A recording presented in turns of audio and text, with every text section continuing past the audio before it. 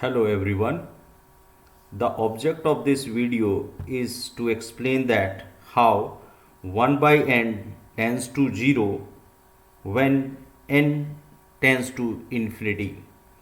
This sequence containing 1 by n as a general term is a special case of a null sequence and is known for many interesting counterexamples in real analysis.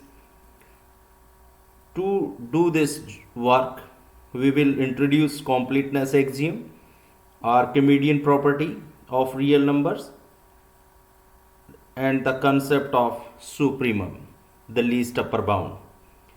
In the end of this video, we will present two examples to illustrate our result discussed here. First, we start with definition of sequence and its limit. A sequence is a function whose domain is the set of all natural number, and a real valued sequence means whose range set is the set of real number. So a sequence can be associated with every natural number n, and the terms of the sequence can be written as xn for every natural number n. Every sequence contains infinite many terms with at most countable range set. A sequence is said to be finite or infinite as per the context of range set of the sequence is finite or infinite. Here we will not discuss about finite or infinite sequence, but we will discuss here a sequence which has a definite limit and how we will determine the limit of the sequence, or how we can use a definition of the sequence to explain the limit of the sequence. Limit of a sequence. A real number L, if exists, is said to be limit of a sequence xn if for each given epsilon greater than 0 there exists a positive integer m depending upon epsilon, such that the absolute difference of this xn with L is less than this epsilon for all n greater than or equal to m, where the stage m will depend upon the choice of epsilon. There we have observed that many students had a problem to figure out this m corresponding to a given epsilon. Therefore, in the end of this video, we will explain how to determine m when epsilon is given. Symbolically, we write the above definition of limit of a sequence in this form. It means that the sequence xn has limit L as n tends to infinity.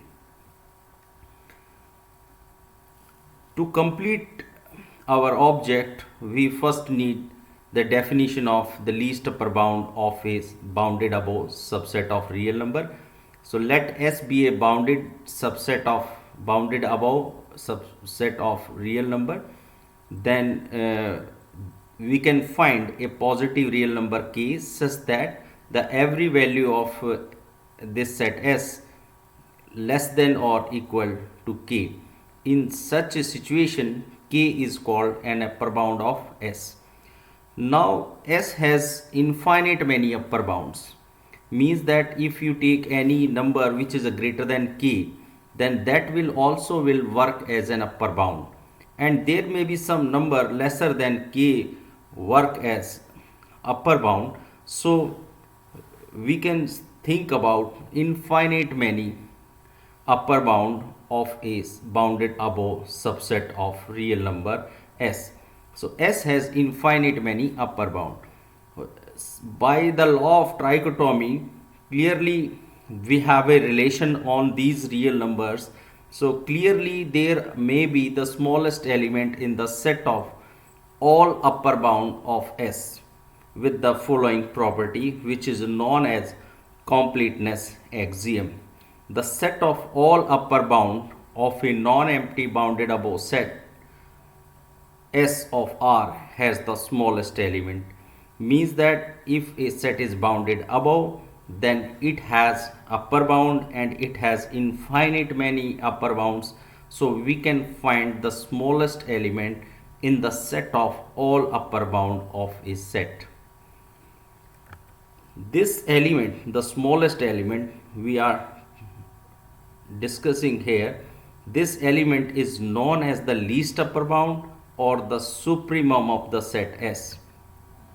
The supremum of the set S also can be defined in the following way. An upper bound U of a bounded above subset S is called the least upper bound of S.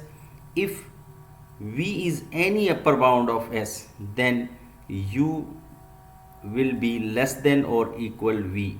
Means that if U is an upper bound of S and it will work as a least upper bound, then any upper bound of S will be greater than or equal to this U. Now we explain Archimedean property of real number that has important role to prove that sequence 1 by n tends to 0 as n tends to infinity. So Archimedean property of real number is here. If x and y are real number and x is positive real number, then there exists a positive integer m such that mx is greater than y. So it has an interesting application in many real analysis results. So we will prove this result here. If we are free to choose y negative or equal to 0 or greater than 0, so we will apply the condition on y here. If y is less than or equal to 0, and as we have seen that x is a positive real number, and if we multiply any natural number with it, so that number will be also positive. So mx is positive for all positive integer m. So mx is greater than 0, and as we have already taken y is less than equal to 0, so we have this inequality easily. So in next step we will consider y greater than 0.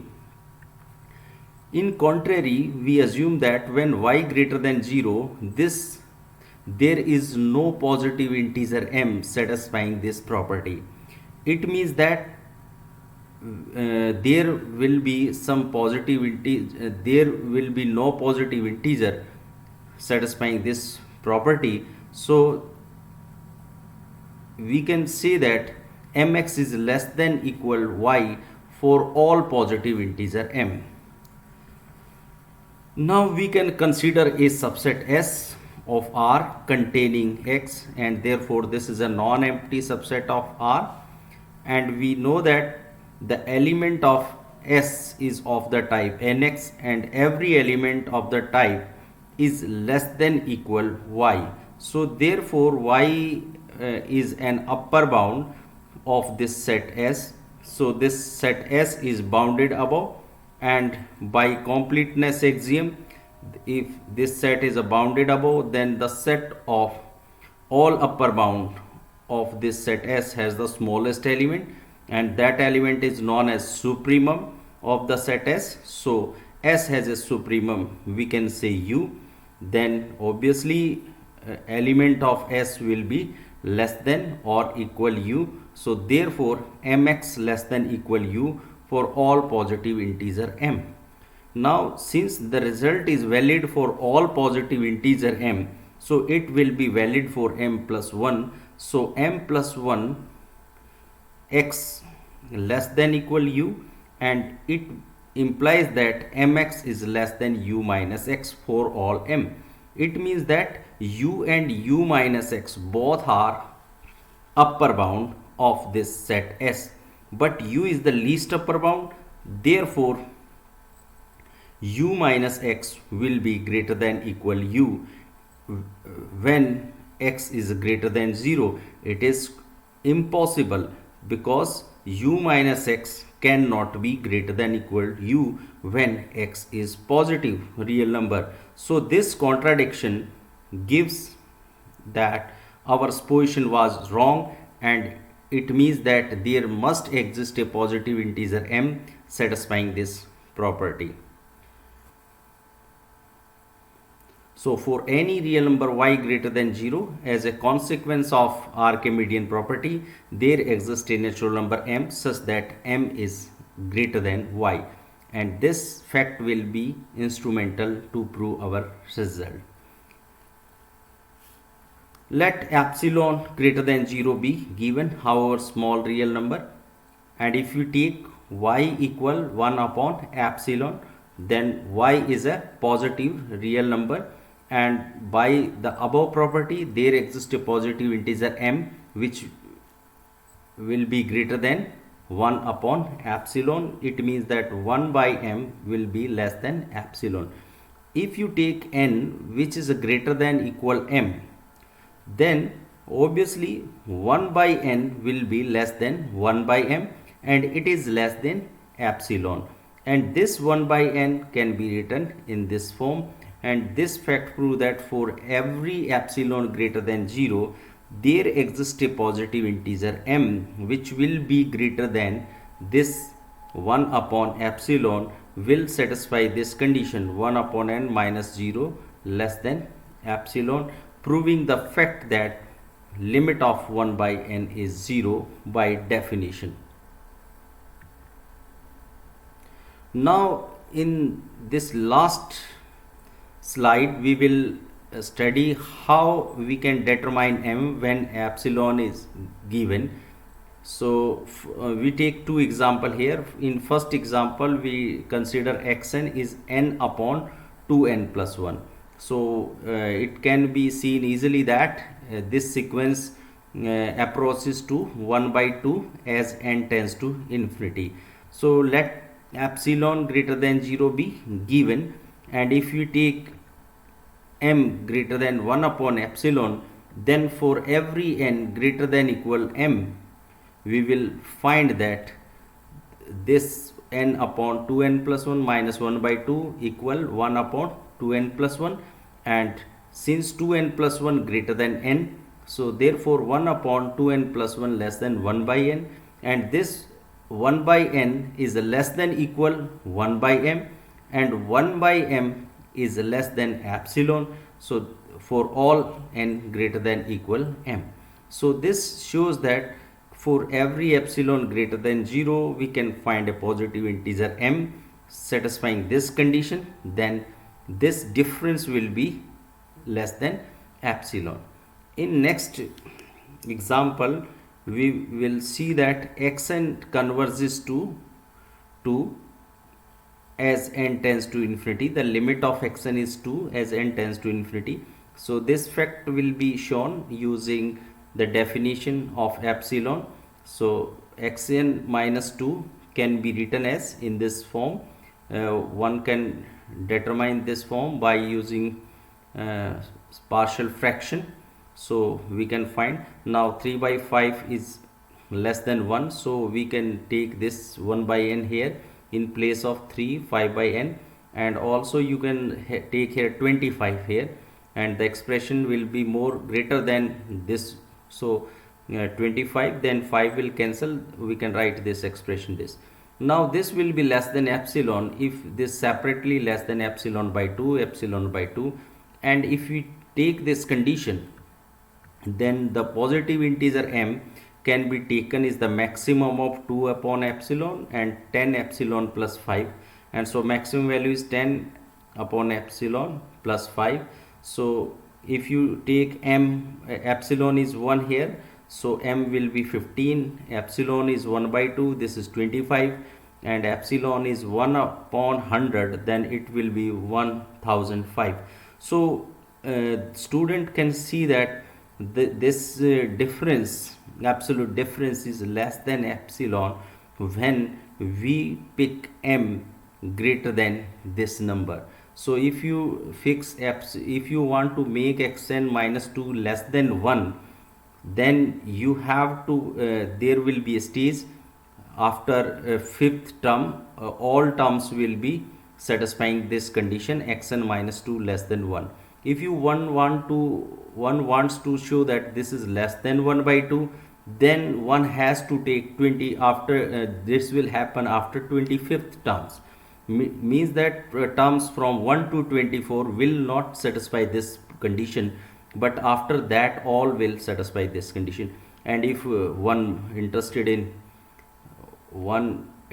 in this less than 1 by 100, then the stage will be more larger, and this is 1005, and student can describe this stage using this inequality. So I hope student can understand this choice of m for a given epsilon, as we promised in earlier. The following book is very useful in the area of real analysis. Thank you.